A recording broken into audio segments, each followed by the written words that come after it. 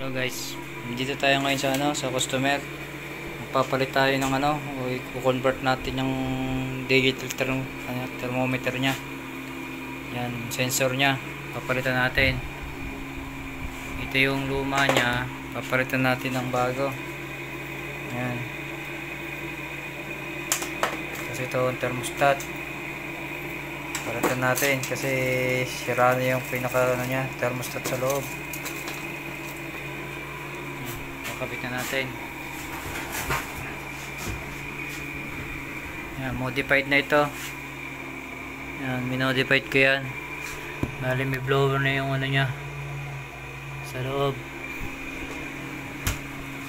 Ating i-modified yung thermostat nya, yung sensor digital.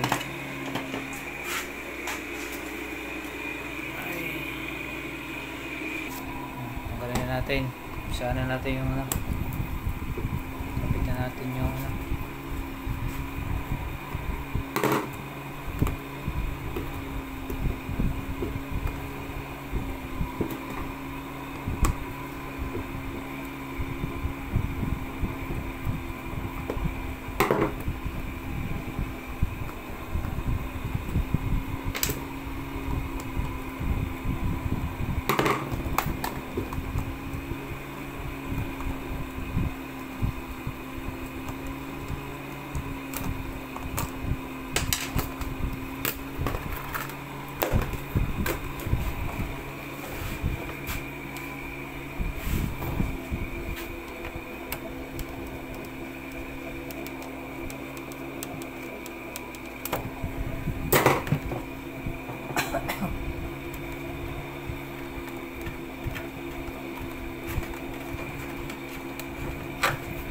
modified natin yan, gawa ng di battery lang itong luma.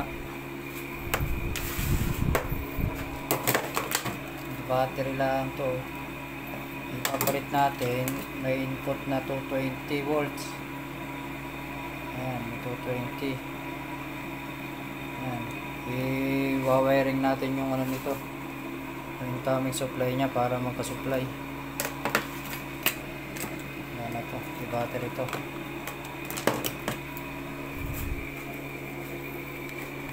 Wala, dito natin mailalagay ito. Ayan, i-fix na natin dito yan.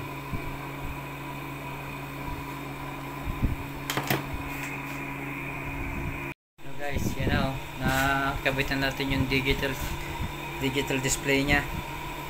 Yan, sa loob na natin pinadahan yung incoming supply, yung wire. Pangit kasi pagka sa labas natin pinadahan, pag dito natin pinadahan hanggang doon, pangit. Kaya sa loob natin nilagay yung wire nya. Kumuha tayo ng supply dito ng 220 sa blower para yung supply nya sabay sa blower. Yan, ito yung sensor nya. Nilagay natin yung sensor. Yan, titestingin na lang natin yan mamaya. Kakapit muna natin itong thermostat bago natin testingin yung digital display nya. Guys, kapit muna natin yung thermostat.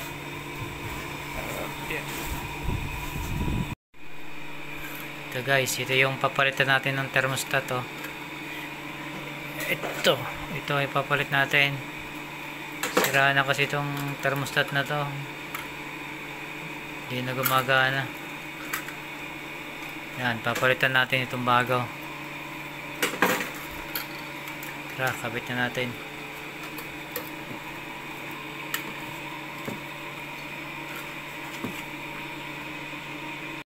Guys, yan, pinakabit na natin yung thermostat, nire-wiring na natin.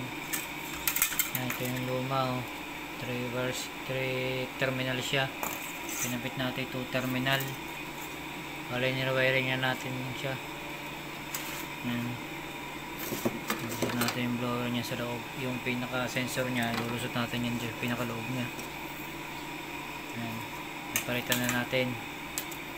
I-testingin na lang natin ito mamaya. So guys, yan kabit na natin yung thermostat. Ito yung luma. Bali dati dito siya nakapwesto. Bali dito natin nalagay sa labas. Yan. Okay na yan. Bali for testing na lang tayo. Okay, testingin na natin kung gagana siya.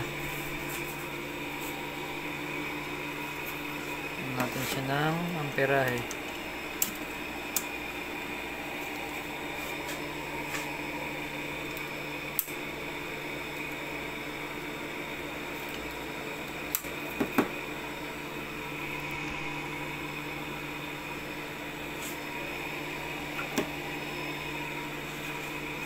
Saksakan natin.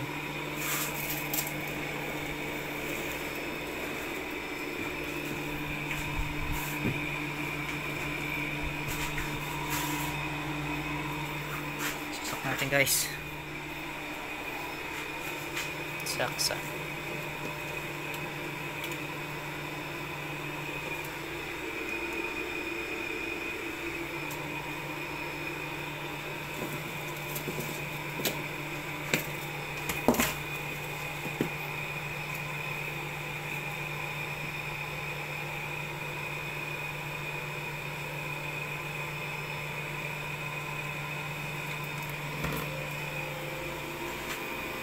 Guys, so saksakan natin. Bali tumakbo na yung compressor nya.